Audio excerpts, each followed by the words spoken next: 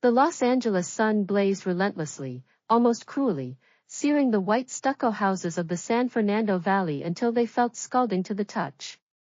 I clutched my newly minted nursing license, my thumb brushing repeatedly over the photo on its plastic cover. My deep brown eyes still held the glow of future dreams, but that warmth vanished the second I pushed open the front door, doused by the icy shouting echoing from the living room. You have to scrape together the down payment by the end of the month. Otherwise, Sophia won't marry you. My mother, Martha, screamed into the phone, her curses a hailstorm of Spanish and English that stung my eardrums. Slamming the receiver down, her lips, slick with bubblegum pink lipstick, pressed into a sharp line as her gaze pinned me to the spot. Leah, your brother's life can't be ruined over money. My heart plummeted to my stomach. I knew exactly what her scrape together meant. Since my father's death in a car crash 3 years ago, she'd pinned all her hopes on my brother Ricardo, a spoiled, idle young man who, at just 25, demanded my mother buy him a full-price Beverly Hills condo and a brand-new Tesla, all to impress a girlfriend he'd been dating for 3 months. Mom, I give you every penny of my salary, my voice trembled, my fingers whitening as I gripped the license. I work as a nurse during the day, bus tables at a restaurant at night, and pick up shifts at a nursing home on weekends. I only sleep 4 hours a night. I really don't have any extra money left. Memories of my years of struggle flashed through my mind like a movie reel, working night shifts at the hospital, covered in vomit by a drunk patient yet forcing myself to finish my rounds, scrubbing mountains of dishes after the restaurant closed, my hands raw from dish soap, patients wearing thin as I cared for dementia patients at the nursing home, often enduring unprovoked slaps and shouts. I lived frugally, wore the same shirt for 5 years, never dared buy coffee, walked an hour to work every day to save on public transit, all to scrape together a little more money. But none of this hardship seemed to matter to my mother.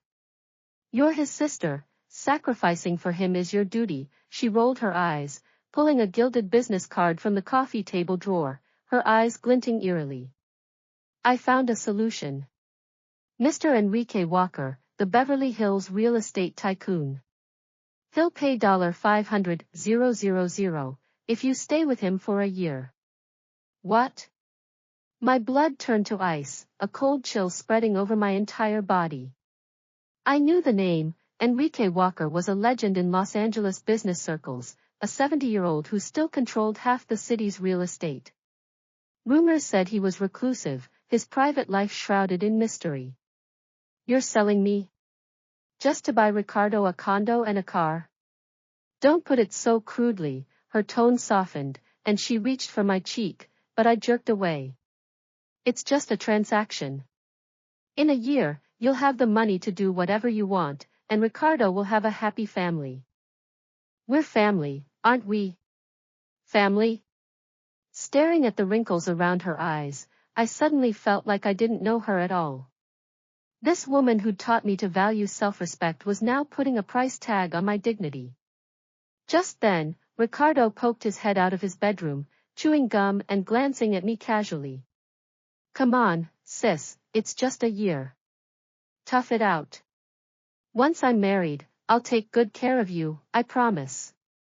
He wore limited edition sneakers and a designer hoodie I'd worked 3 months to afford. He spent his days playing video games and going on dates, never holding a real job. He couldn't even wash a dish. I paid the family's utility bills, rent, and even his pocket money with my 3 jobs. Last time he wanted to buy his girlfriend a luxury bag, my mother forced me to max out my credit card. A few weeks ago, when he wanted a trip to Hawaii, she cried and begged me to quit the nursing home gig for a higher-paying but more grueling night shift. That casual, tough it out, cut into my heart like a blunt knife. I thought of the joy of getting into nursing school after pulling all-nighters, the pride of helping patients recover, the dream I'd cherished of owning a tiny apartment with a cat, no longer working to fulfill someone else's desires. Now, all those dreams were being sacrificed for my brother's vanity. I won't do it, I gritted my teeth. You don't have a choice, my mother's face darkened. If you refuse, Ricardo won't get married, and our Rodriguez family line will end. Can you live with that? She burst into tears, recounting the hardships of raising me and Ricardo alone, finally threatening to kill herself if I didn't agree. Watching her sobbing, remembering Ricardo's entitled smirk, I finally caved. 3 days later, my mother personally escorted me onto Enrique Walker's private jet. We landed at his Santa Barbara estate, a 100-acre mansion that felt like a gilded cage, cutting me off completely from my old life. Enrique looked older than his photos, his silver hair neatly combed, his eyes sharp yet tinged with an unnoticeable weariness. I know you're not here voluntarily, he said straightforwardly when we were alone, his voice deep and gravelly. But I'll pay your mother in 2 installments. After a year, you can leave any time. I won't interfere with your life. I didn't respond, just stared at the marble floor's veining. I'd expected a greasy, lecherous old man, but Enrique kept a deliberate distance. He was rarely home, spending most of his time on business. When we dined together, we ate in silence, cutting our steaks awkwardly but never inappropriately. The mansion staff treated me with deference, but also detachment. I filled my days with reading and walking, and in the estate's library, I stumbled upon shelves of medical books, along with philosophy and art volumes. One day, Enrique caught me reading a surgical atlas. "You're interested in medicine?" he asked unexpectedly. "I'm a nurse," I said, the first time I'd spoken to him voluntarily. He nodded, saying no more. But after that, he'd occasionally leave the latest medical journals on the coffee table. Once, as I read a book on end-of-life care, I sighed. So often, patients need more than medicine, they need companionship, someone who listens. Enrique, sitting nearby, paused before agreeing. Before my wife died, all she wanted was someone who understood her. But I was too busy with work to notice. His eyes dimmed. In life, the most precious thing isn't wealth, it's soul connection. His words hit me like a warm current. I thought of the loneliness I'd felt in my own family, my mother's constant focus on Ricardo, my brother's never-ending indifference to my struggles. That day, we talked for hours, about medical ethics and life's purpose, art movements and philosophy. Despite our age gap, our values aligned perfectly. He believed in women's independence and dignity, opposed the moral blackmail of family, and even, like me, loved reading Gabriel Garcia Marquez late at night. "You shouldn't be responsible for someone else's life," Enrique said, looking me straight in the eyes. "Not your brother's, not your mother's. Everyone must pay for their own choices. You have no obligation to sacrifice your life to satisfy their greed." I fell silent. I'd thought the same thing 1,000 times, but my mother's tears and my brother's pleas had felt like invisible chains binding me. The turning point came on a rainy night. I was doubled over with acute appendicitis, writhing in pain on the floor. By chance, Enrique was home. He didn't panic, instead, he calmly called his private doctor and stayed by my hospital bed until the surgery ended.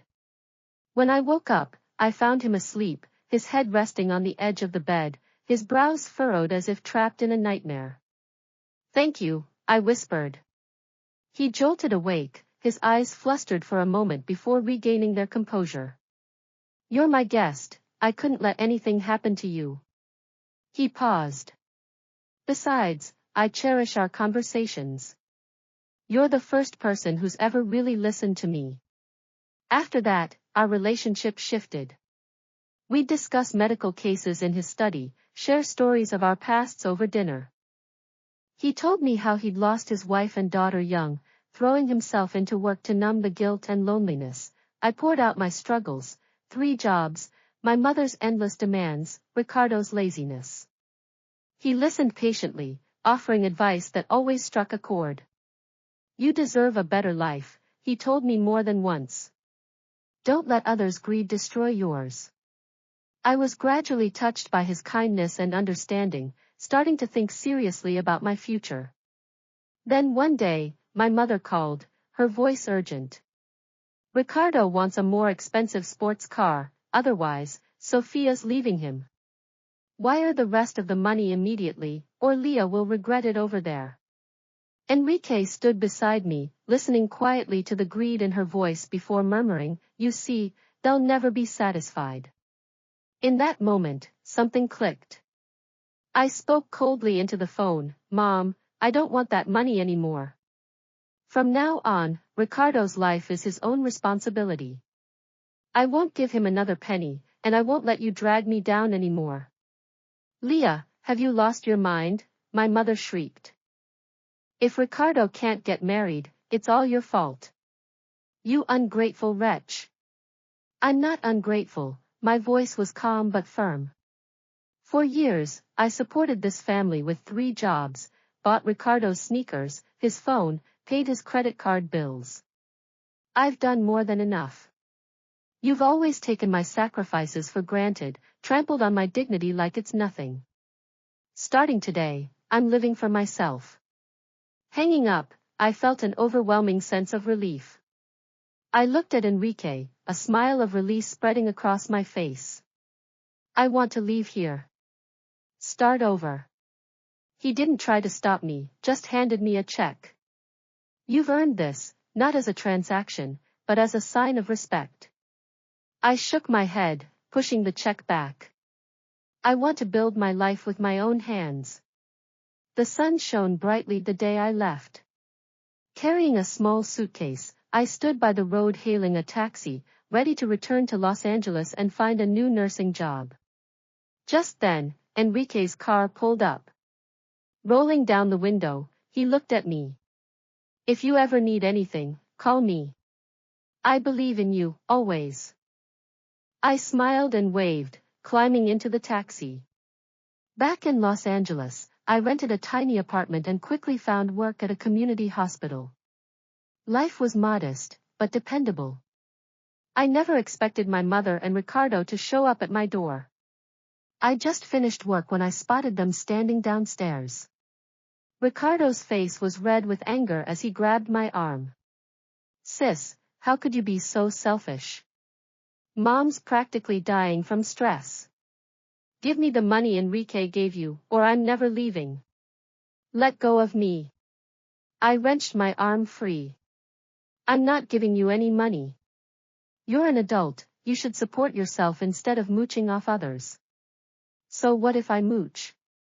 You're my sister, you're supposed to take care of me." Ricardo snapped. "Mom said all your money belongs to this family." My mother chimed in, "Leah, have a heart. If Ricardo can't get married, our family is ruined. Just give us the money, and we'll never bother you again." "You've been bothering me for over a decade." I looked at them, my heart calm, no more grief, no more resentment. "I worked 3 jobs, slept 4 hours a night, and gave you every cent I earned. Ricardo, every designer shirt, every video game console, every gift for your girlfriend, they were all bought with my blood and sweat. Did you ever stop to think I get tired? That I have dreams too?" I paused, my voice rising. "Mom, you always talked about family supporting each other, but you never asked if I was exhausted, never cared about my life. All you ever did was force me to sacrifice for Ricardo, treat my dignity like a bargaining chip. I don't want this kind of family anymore." Ricardo opened his mouth to argue, but my mother pulled him back. Staring into my unwavering eyes, she knew I wouldn't back down. Finally, they turned and walked away, defeated. Watching their retreating figures, I didn't cry, I felt light, free. I'd finally broken the chains of my toxic family, truly living for myself. Later, I threw myself into my work at the hospital, earning a promotion to head nurse through hard work. I bought that tiny apartment I'd always dreamed of, adopted a cute orange cat. Enrique and I kept in touch, occasional texts, sharing bits of our lives. He told me stories about his business, I told him about the heartwarming moments at the hospital. We never became lovers, but we were kindred spirits, 2 souls who'd found understanding in unexpected places. I realized something important. The most precious thing in life isn't the wealth others give you, but the courage to take control of your own destiny. Our family of origin may hurt us, but we have the right to break free from that pain, to chase the life we deserve. The gilded cages that trap us are often ones we build for ourselves. And as long as we dare to break free, dare to live for ourselves, we'll always find our own sunshine. The Los Angeles sun still blazes, but this time, it's not a cruel scorch. It's a warm glow, lighting the way forward. I know my future will only get bright.